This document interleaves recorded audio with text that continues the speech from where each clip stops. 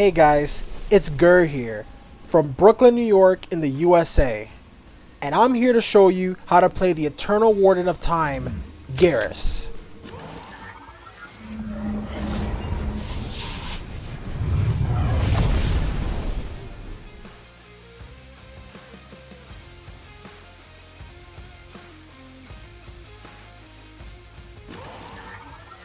Before we start, be sure to subscribe to DashFight for more character guides and check out their website for all things FGC.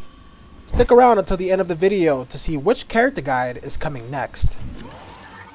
Alright, to start off with the basics of Geras' buttons. For the most part, he has some really good normals. His standard 7 frame normal, it is not the most advantageous button. -3 is definitely not so bad, especially when you combine it with his command grabs. This can follow up with another string, which we will talk about later, or into a tick grab, which is a real mix-up. As for his down 1, is definitely one of the best pokes in the game. Being at 6 frames, definitely has really good range. They have to guess between jailing within the string, or an actual command grab, or a grab itself if you don't have the command grab equipped. So this is just really good. This is one of the reasons why Geras is really good up close. Normally characters with strings that end in -7, you can actually punish this. While other characters with 7 frame pokes, they cannot punish it. You can punish it and take your turn back. So it's really good. And characters have to be really careful not to get poked out. As for Sledgehammer, this is a really good normal. This is not the most fastest normal. This is being 16 frames. It moves you forward, and it can be up to -2 to -1, and you can combine this with your down 1. So -2, which means your down 1 can come out in 8 frames afterwards.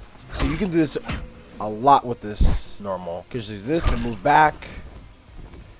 Go ahead and keep staggering. It doesn't have too much block stun, or you can even follow up with the string for more pressure, or hit confirm with it if you're able to land the attack. And as for the next one, Flying Knee is also a really good normal for Geras. This forward advancing 11 frame mid normal. That's a really good anti-air. Definitely one of the best anti-airs he has. Good vertical hitbox. Safe on block. You're able to convert off of this.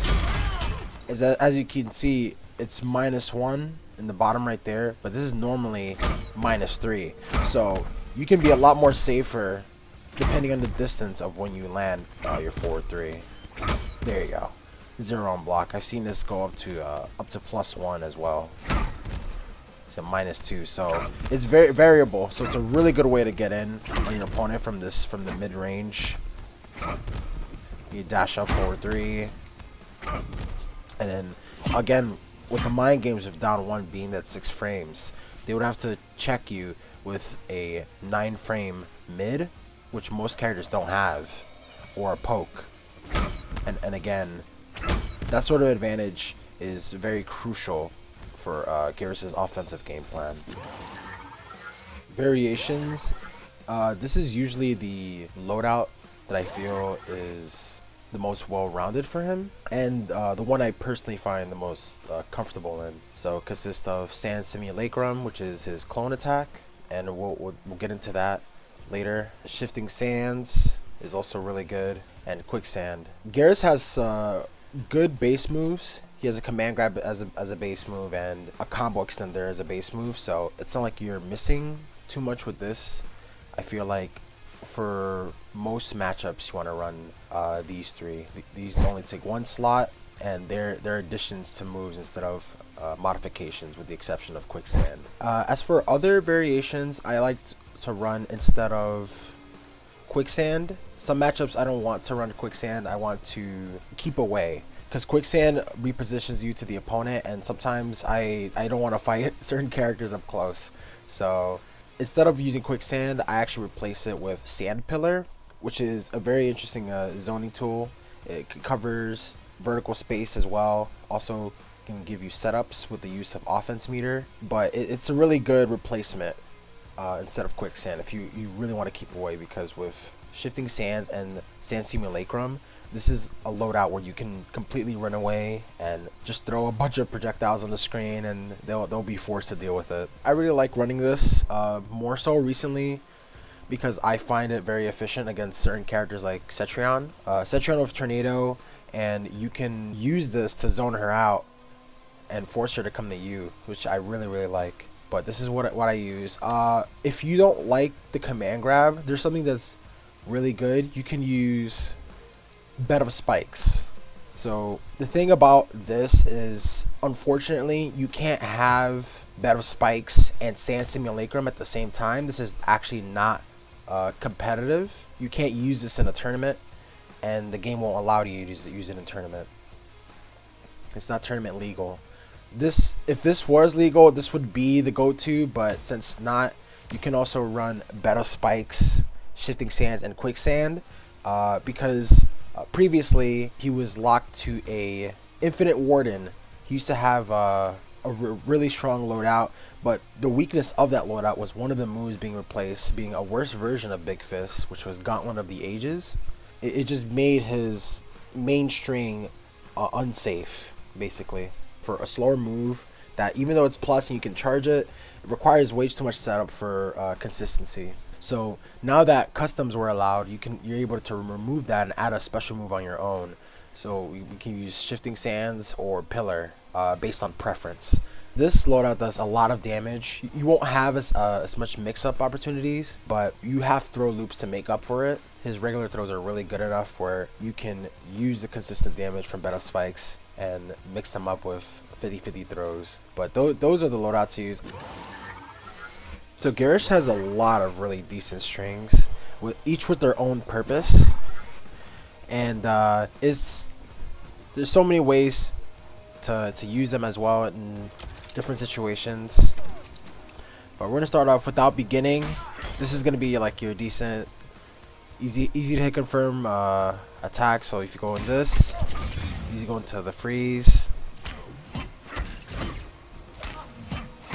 It's gonna be like -5, so you are safe.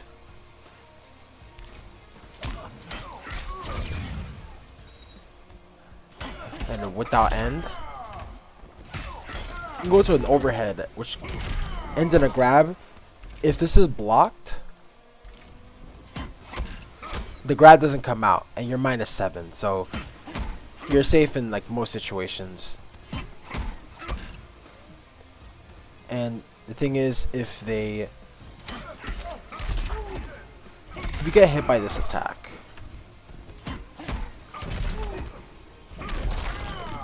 it's a crushing blow. If you get hit by the last of the overhead, so it's 33%. Also like to mention, Geras has a lot of crushing blows to work with, each with this high damage for its own situation. The thing about this is you can use this for the low sand trap, but this is not a mix-up. This is 17 frames, and the overhead comes out in 21 frames. So the low will come out first. So there is a way to actually block this attack for both the overhead and the low. So you don't want to get used to this. This is more of a check, because once you do standing 1 or standing 2, or into the command grab or into a regular grab where they're not expecting it, maybe you can throw one of these if like your opponent's like messes up and doesn't block low, because quicksand does have a crushing blow where if you miss 2, the next one will trigger for another crushing blow, and you can use that as a check. This is not going to be something you use all the time. Like I said, it's unsafe if they block this attack. Like minus 19 up close, so it's very high risk for a move that's not a complete mix-up. So this is more of something if they were poking out of standing 2, that is something you can check them with, because then they'll get hit by the end of that string. So it's very basic. It's very standard string, but it's really good offensively. With a couple of mind games depending on how your opponent is. If your opponent's nervous, chances are they might get hit by this if they poke at the wrong time. And the Undying is really good because this is only -4, so high, low, overhead, and because the overhead is -1, and Geras has a 6 frame down 1 back again, you can poke right after it because it's only going to be like 7 frames of startup because you're -1. So it's really good for poke mind games up close. Like they have to read it, and again, it can leave up room for stagger where if you went for the high-low, you don't have to commit for the overhead. This is an option. You can go for quicksand, but again, it's not a real mix-up. It's only to check if they're anticipating the overhead, but it's not something you want to get used to. I usually like to go for a jump in into this string because you're -1, it opens up for you to poke again with down 1. Or even move back a bit if you're anticipating something else, or you want to retreat, and then go for a quicksand to whiff punish. See, timeless. This is -9, but it leaves you at a small range where they would need to have a reversal, like a really fast reversal button to actually punish you. So some characters might not be able to punish it, especially from a decent range. Dance hold. Just from that range, some characters, the standing ones, won't even reach from that far. See how it won't reach?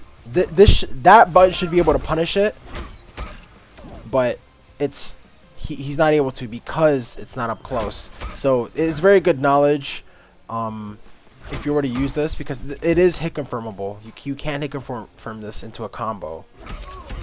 So into Titan Tackle, or if you have the Bed of Spikes, you can also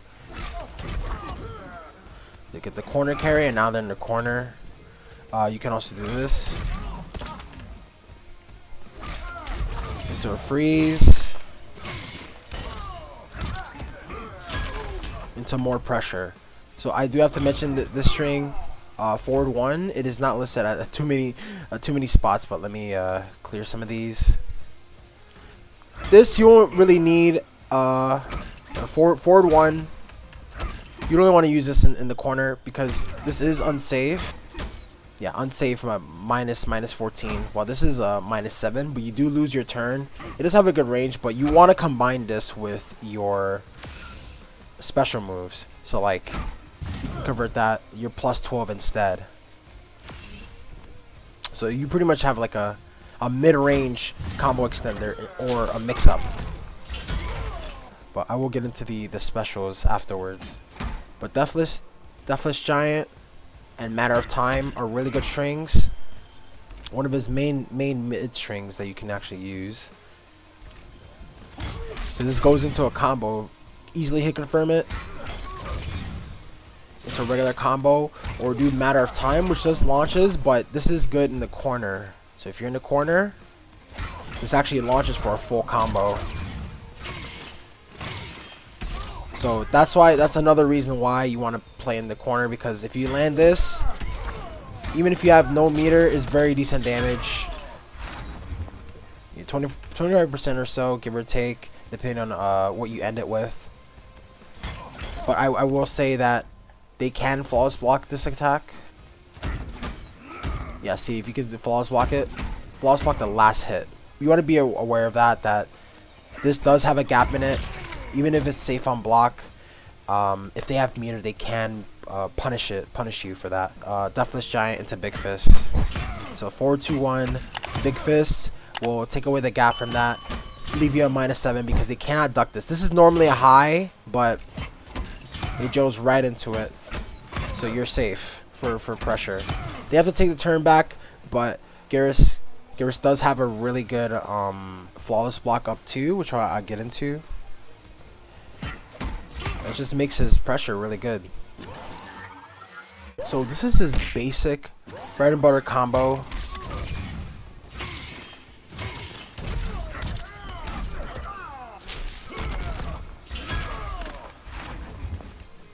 And you can get this off even a jump in, which adds a little bit more damage.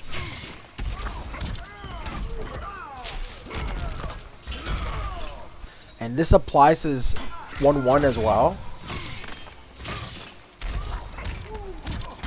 Or even a 4-2-1 to alternate, whichever you prefer. I personally like flying knee because if they were to break away, you're less likely to recover.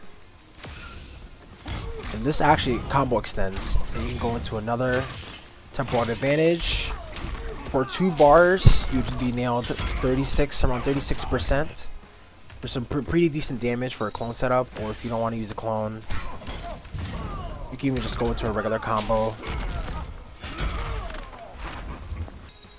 The clone is very good because it doesn't scale very much. You can also convert into a quicksand if you're too far to catch up. For 1 bar in the corner, utilizing Matter of Time, which is the string.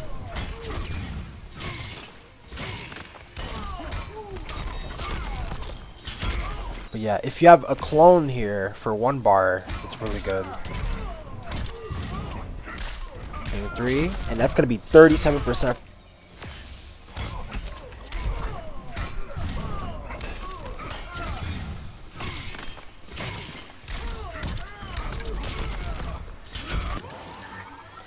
As for weaknesses for Geras, he doesn't have too many issues, like detrimental issues to the character. There are certain instances where characters can actually low profile his main string, so he won't be able to use it as much. But I will say that a really consistent weakness that he has is getting spaced out. So normally, if you're trying to go in, and this being that it's +6, there's not really much you can do except move in.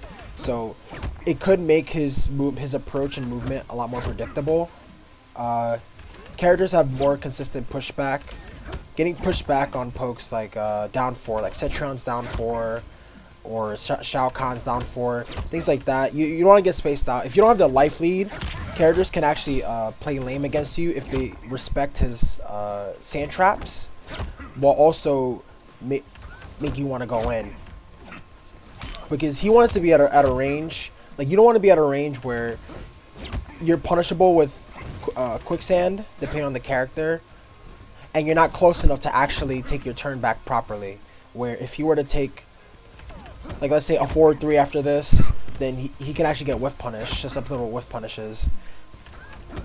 So that's the one thing I can say about as a weakness.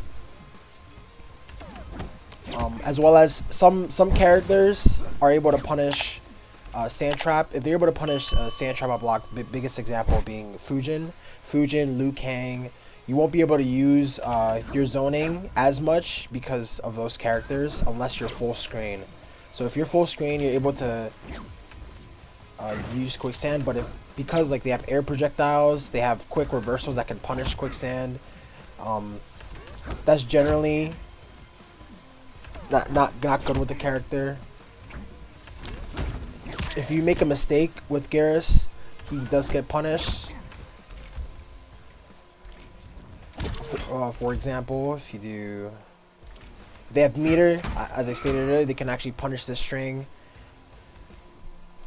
Or if you whiff a down 1 and they make a read on it, they can whiff punish you. Is that something you want to throw out constantly? Characters that plan to punish you, like Jackie. Like Jackie can easily pressure Geras, force him to make mistakes with trying to down 1 and such. Or even Jax or Liu Kang, who have like 9-frame mids, can easily check you from like doing these buttons. So it'll be a trade, but any slower you'll get punished for pressing a button. And it's just little stuff like that. Generally, you know, on the average player base, you won't find those issues, but really high level players, they'll definitely take advantage of his weaknesses, punishing your sand trap and spacing you out where you're forced to make a decision to go in, and being afraid to be whiff punished as well. But this character doesn't have a lot of weaknesses. if they do read on you setting up, which is why it's better if you set up when you know you're safe. This doesn't actually hurt them, and they can actually punish you if they actually read you setting up the clone. So you do have to be careful setting these attacks up because they don't damage the opponent where it keeps them in check. Quicksand is the one that keeps them in check, and again, if those characters can actually punish you for doing sand trap, then it's a lot harder to get your game going and setting up and trying to go in or zone out. But that's about it. Geras is a really well-rounded character. He doesn't have like weaknesses that hurt him too much as a character, except with a few issues in certain matchups where they low profile his attacks or can punish his sand trap. You can always work around it, and also, if anything, change your loadout to better fit the matchup. You can check out all the things shown in this video, and the text version being in the link in the description below. I hope you guys enjoyed this tutorial and learned something on how to play Geras. He's a very fun character, so much to do and play around, and I hope you have a lot of fun with him as I do. So if you like this video, please leave a like or comment below with your thoughts, and thank you so much for watching, guys. I hope all of you have a great day.